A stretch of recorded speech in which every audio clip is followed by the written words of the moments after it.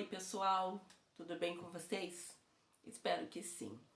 Eu sou a professora Ana Paula Mendorfer, professora de Filosofia e Lógica, e hoje eu tenho com vocês a nossa 14ª aula de Seminário em Estética da UAB EAD da UFPEL da Filosofia e Licenciatura. Então, hoje eu teria que falar sobre teatro, cinema e por que não televisão aqui no Brasil, né? Já que a gente está tratando sobre estética. Bom, não é novidade para ninguém que eu adoro uma novela. Sim, adoro uma novela. Assisto novela, gente, desde que eu tinha, sei lá, 5, 6 anos de idade. E acreditem, muita coisa eu aprendi nas novelas. Por quê? Bom, na época, né, a gente basicamente, quando eu digo a gente, década de 80, quem não nasceu em berço de ouro tinha a televisão ali como uma referência, vamos dizer. Aí o que eu posso dizer para vocês também? Tinha muita coisa ruim? Tinha, mas a gente tinha que extrair o que tinha de bom. Pelo menos é assim que eu penso. Claro que hoje em dia, quando eu assisto algumas novelas da época, eu fico pensando assim, nossa, como isso foi feito, né?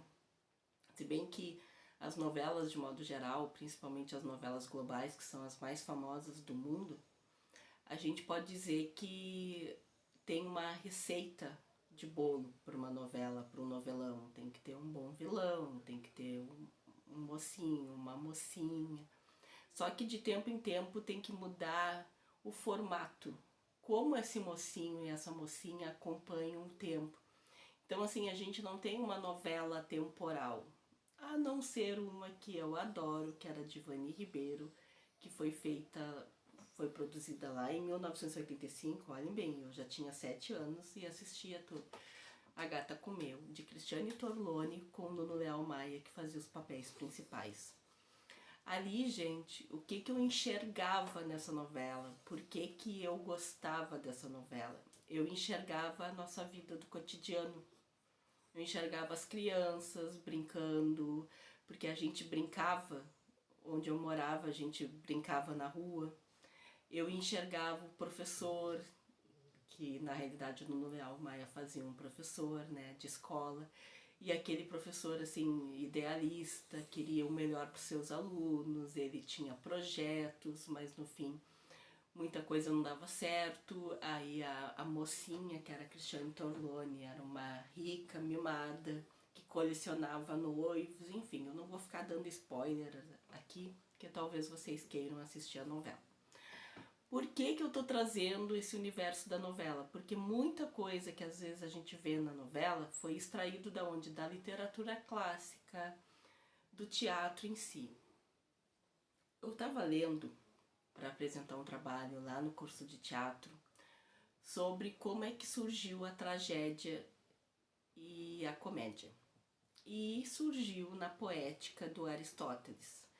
E vocês sabem o que o Aristóteles falava da comédia e da tragédia? Qual a grande diferença entre uma e a outra? Ele dizia que a comédia era feita para as classes mais baixas e que a tragédia era feita para classes superiores, ou seja, ele quis dizer que quem era um poder aquisitivo mais baixo, no meu caso eu me incluo nessa situação, por isso que eu só tinha acesso a novelas e não conseguia ir a teatro, por exemplo, fazia comédia.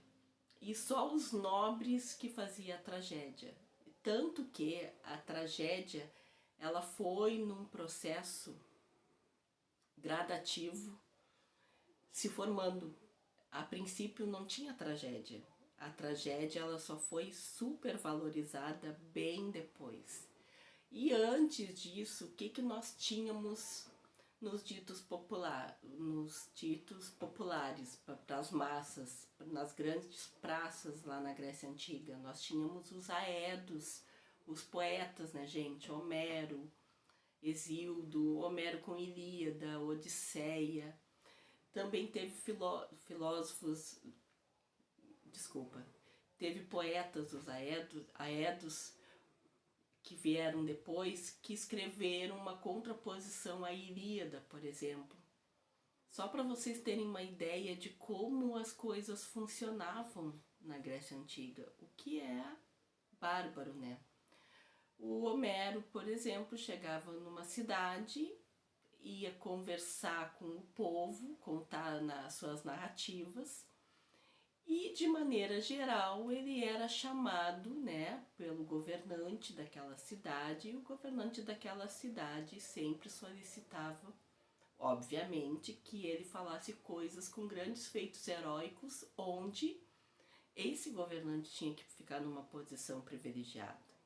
Ali começou a iniciar uma tragédia misturado com a comédia. Não tinha um nome ainda, não era algo significado ainda, mas já se iniciou nesse processo. E aí, nessa brincadeira toda, eu me lembrei que eu não falei para vocês mais sobre as falácias.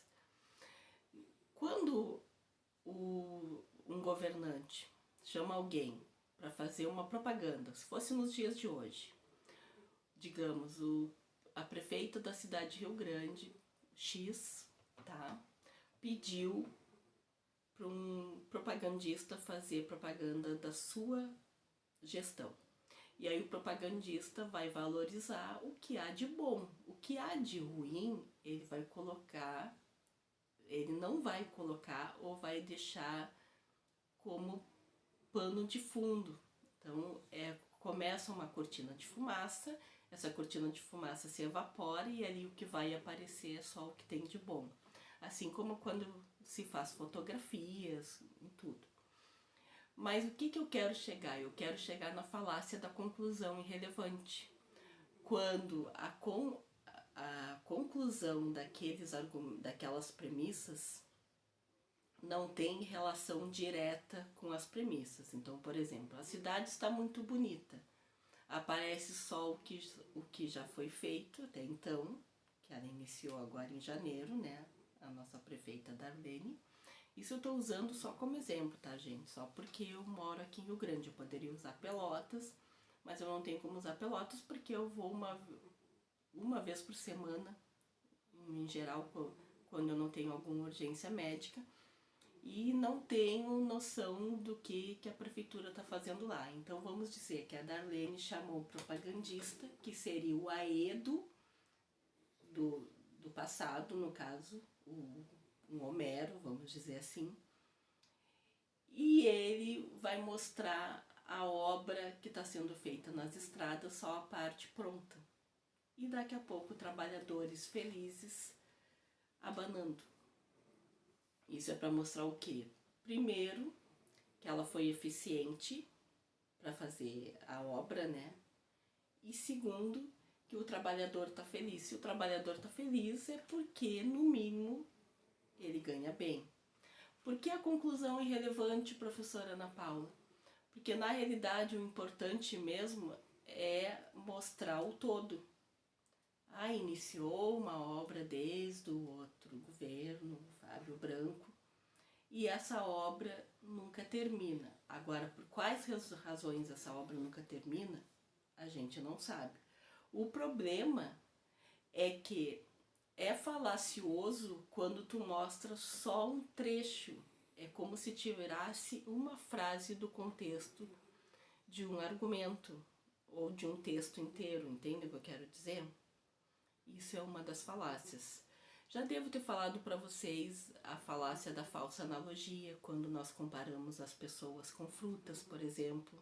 Ou quando a gente diz aquele velho ditado popular, digas com quem andas, que te direis quem és. Como assim? Quer dizer que uma pessoa pode me influenciar no meu jeito de ser? Ou na minha identidade? Na minha maneira de pensar? Será, gente? Bom, a gente sabe que pessoas são manipuláveis. Algumas pessoas, né? Não por falha exatamente, mas por serem boas demais, de repente. E nesse sentido, a falsa analogia se encaixa perfeitamente. Por que eu tô falando tanto das falácias? Porque provavelmente vai cair, provavelmente não, vai cair as falácias na avaliação de vocês presencial, certo? Já vou dizendo. Como eu coloquei lá no e-aula o livro que eu fiz, Introdução à Lógica, ali tem todas as falácias. E tem algumas que são derivadas das falácias originais. O que eu vou pedir vai ser só as falácias originais. Mas quando vocês lerem as falácias, vocês vão entender o que eu estou falando. Fora as falácias, eu gostaria de falar de 4 princípios da lógica. Primeiro, da razão, que eu posso chamar de razão suficiente, da lei da não contradição, da lei do terceiro excluído e da identidade. Da lei da identidade. O que é a lei da identidade? Vou começar pela última que eu falei. A lei da identidade diz o seguinte, gente. Aquilo só pode ser igual àquilo mesmo. Ou melhor, eu só posso ser igual a eu mesma. De acordo com as minhas características, não só físicas, mas psicológicas, Ana Paula Monteiro dos Reis e Mendorfer é Ana Paula Monteiro dos Reis e Mendorfer. Na teoria do conhecimento, eu trouxe para vocês, na 2, se eu não me engano, que eu falei sobre o Frege, que o Frege é um grande matemático, lógico matemático, considerado o pai da lógica simbólica, e que ele falava da lei da identidade quando ele comparava A igual a A e A igual a B, que ele disse que o modo de apresentação são diferentes, mas os objetos são os mesmos quando eu falo A igual a B. Por exemplo, Platão igual discípulo de Sócrates, ou Platão igual aquele que escreveu a República, ou Platão igual a alegoria da caverna. Isso é a lei da identidade. Aí vocês podem me dizer assim, tá, professora, mas o que isso me ajuda hoje em dia? Ah, para muita coisa, gente. A gente sabe que as pessoas muitas vezes são atacadas justamente pelas suas identidades, seja pela orientação sexual, seja pelo seu jeito de ser. E aí a gente tem não que tolerar, porque a palavra tolerância ela tem que ser colocada no outro contexto, não nessas relações entre pessoas. A gente tem que respeitar o individual de cada um. Então, se João diz que é Maria, então João é Maria. Ah, professora, mas ele tem todo o aspecto masculino, ele nasceu assim, ele nasceu assado. Gente, não importa. O que importa é o que ele diz, é como ele quer ser chamado, certo? Essa é a lei da identidade. A lei da não contradição. Algo só pode ser igual... Não, minto. Algo não pode ser, não pode estar e não estar, ser e não ser, ao mesmo tempo, sob os mesmos aspectos e as mesmas circunstâncias. Ou seja, eu tô aqui gravando aula. Eu não posso, nesse mesmo momento, estar na cozinha da minha casa, estar na sala da minha casa ou estar no meu quarto ou no banheiro. Eu só posso estar aqui. Neste momento, eu estou aqui fazendo uma aula para o EAD. Essa é a lei da não contradição. Aí uma coisa que os meus alunos do ensino médio muito diziam é o seguinte: se a gente está numa divisa entre 2 estados ou entre 2 cidades, se eu colocar o pé em cada uma dessas cidades, onde eu vou estar? Bom, fisicamente, né? Você vai estar com um pé num território, outro pé no outro território. Também uma coisa que cria polêmica é quando as pessoas dizem que param de avião numa pista, né? E pensam assim, tá, mas eu não saí do avião. Onde está? Onde eu estou? Bom, eu estou dentro do avião, deu uma parada, né? Eu estou dentro do avião numa cidade X qualquer. Eu não vejo problema nenhum, mas os alunos sempre veem problema para discutir, o que é ótimo, né? Porque a filosofia ela é para isso mesmo, é para refletir sobre essa questão da lei da não contradição. Aí eu falei outra coisa. E qual é a lei da razão, hein, gente? A lei da razão suficiente. A lei da razão suficiente é aquela que tudo tem uma razão de ser. Só que aí que tá. quando a gente mexe com seres humanos, ela não é tão 2 mais 2 assim é 4. O que eu quero dizer com isso? Quando a gente mexe com seres humanos, a gente, na realidade, a equação, ela muda completamente. Porque nós somos muito complexos. Por que nós somos complexos? Por conta dos nossos sentimentos, das nossas emoções. Então, essa lei da razão suficiente, ela fica um pouquinho de lado. Mas no nível do discurso, a gente pode falar sim. E aí, para polemizar, justamente para a gente ter uma boa conversa agora na nossa webconferência que vai ocorrer dia 25 de junho, eu pergunto para vocês, tá? Me digam uma coisa então, vocês assistiram o caso do humorista, comediante, o Léo Lins, que foi condenado a 8 anos de prisão por fazer piadas de mau gosto e apologia à discriminação? Eu vi alguns trechos do show dele de stand-up e ele falava muitas barbaridades que eu não tenho nem por que repetir aqui. Algumas das pessoas que eu vi defendendo ele foram por algumas razões. A primeira, uma pessoa falou que então quer dizer que um ator, uma atriz que faz uma novela, que faz um vilão, coisa e tal, pode ser condenado? Não, gente, não pode, porque está dentro do contexto da novela, claro. Todas as barbaridades que o ator ou a atriz vai fazer, que o artista, enfim, vai ter que fazer parte daquele conjunto. 2. Desproporcional a pena de 8 anos. Bom, isso eu não vou discutir porque eu não sou da área do direito, mas eu sei que muitos de vocês são. E aí vocês vão ter mais respaldo para me dizer. Por que eu quis trazer essa temática aqui para vocês na aula? Porque é uma coisa que aconteceu agora recentemente e tá todo mundo se pronunciando. Todo mundo não, o mundo da internet parece que quebrou por causa disso. Uma das razões, né? Por causa disso.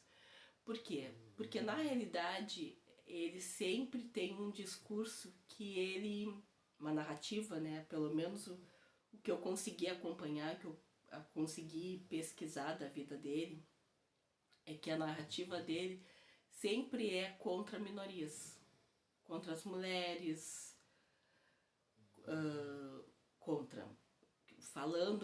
falando coisas de mau gosto para as mulheres, por exemplo. Então, por exemplo, isso não é dele, né? Isso é um exemplo que eu quis trazer para vocês. Uma mulher, o lugar da mulher é na cozinha, vamos dizer assim. Dentro do contexto dele, isso seria até uma piada leve.